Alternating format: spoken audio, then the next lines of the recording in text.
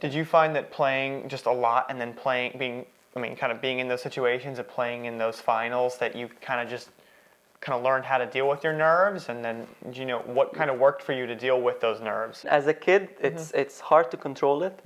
Sometimes you find the right balance and everything works well in your favor, and you win so easily.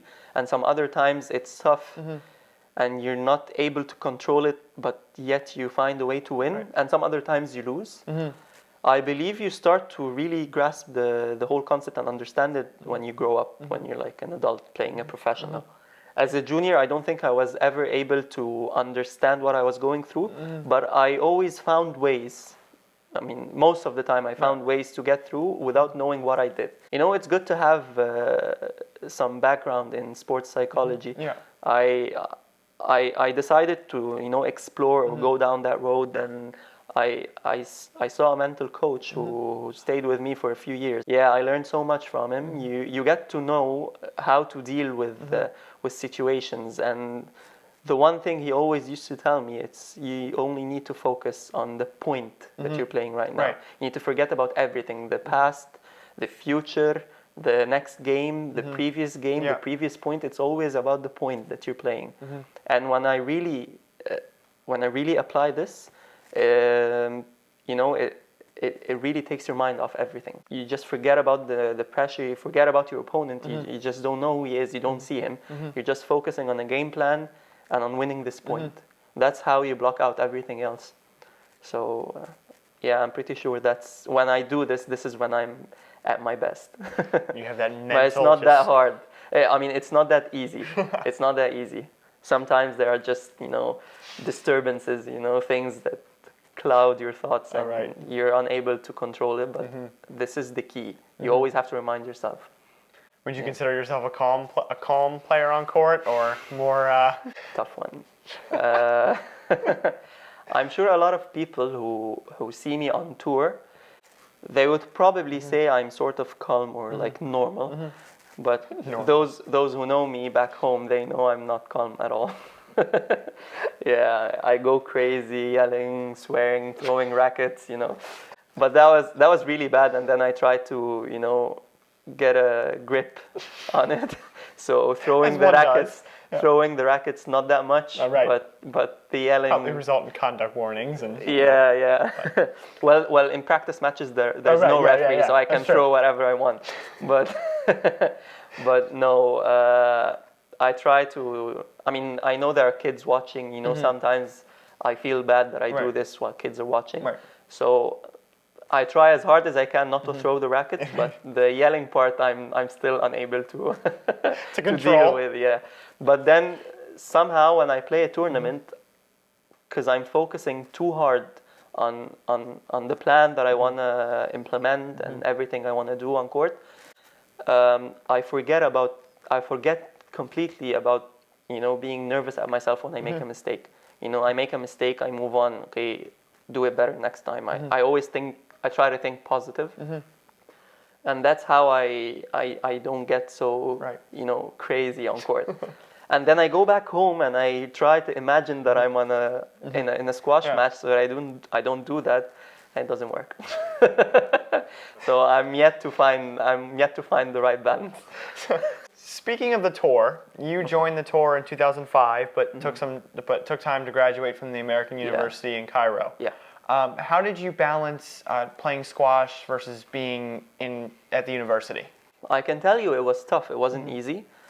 I mean, I took my studying quite seriously. I wanted to be a good student and I wanted to get good grades, To me, the degree was important because you never know what might happen, after I graduate. If I go full-time pro and then I get some serious injury that can never be treated properly, then it's done. I'm going to have to do something else.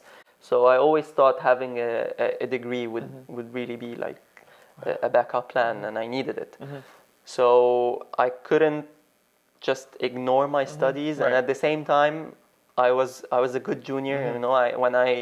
When I entered college, I just came back from the World Juniors, and I was a semi-finalist, I remember, and we won the team's event. So I was a good junior. It felt like I had a promising future. Right. I didn't want to throw that away.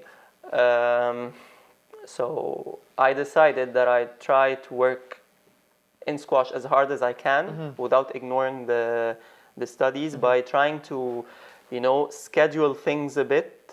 I give school the attention when it really matters, Right. and then I give squash the attention that really matters. The main problem I faced was the traveling, Right. because most players would play, for at least 14 tournaments a year, and I didn't have that luxury. Oh yeah. So I would play, I'd probably say 6 or 7 tournaments a year, mainly in my vacations. I mean, even the summer break, which is supposed to be my big chance to play tournaments. Yeah. There aren't many tournaments at the time because it's an off season. Yeah, it's true. So it was always the winter break and the Easter maybe, and I could travel, probably skip school 1 week per semester or something. I used to balance between the two by maybe studying for the first midterms really hard and then give squash a good 2 months training without traveling too much. And then I focus on the third midterm and the final. So that I can, it's like, give and take. The last part of the semester was hard because I had to almost stop completely, stop squash completely. I would do that every semester for 3 weeks at least, stop squash, fitness, gym, everything. Wow. Which was not good. And the comeback was really hard, and I had to do that 10 times because I had 10 semesters. That's why it was really challenging and difficult. But somehow it worked. And my rankings improved while I was in college. I remember on my last year, I think I broke into the top 20. It was quite an achievement. I didn't know how it happened, because I knew I was at a disadvantage, but it was just, working this way. I played 2 tournaments. I do really well in 2 tournaments. They boost my ranking, and then not so good in other 2 because the factor of consistency wasn't there. But I was doing well enough to be able to break into the top 20. When I graduated, I knew I had a chance. It was a struggle, a mental struggle. I didn't know if I should work with my degree or. So I gave myself a time limit. I said if I break into the world X 15 or 12 or whatever, then I'm gonna continue and every target I set to myself, I managed to realize it at the due date. All right. So that's how it worked. I found myself doing it until today. So you set small goals for yourself? I always like to take baby steps. I don't like to dream big. Okay, I'm number 20. I want to be number 1 next month. Right. It can't happen. I always like to take it small steps, but at least cement myself in the position, and build from it upwards. It worked for a while, but every professional athlete has his bumps. So I definitely struggled for a while. But then I know the potential is there, so I always keep fighting for it until I realize it one day. You mentioned life on the tour and traveling, and you play up to 13 tournaments a year. I mean, what is life like just being on the PSA tour? It's fun and hard. It's a lot of traveling, a lot of adaptation to different time zones.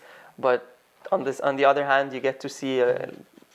You get to meet different people, you get to see different cities, you get to be exposed to numerous cultures.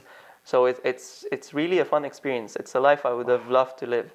So I'm really happy to be a professional squash player because I'm doing the thing that I like the most. That's true.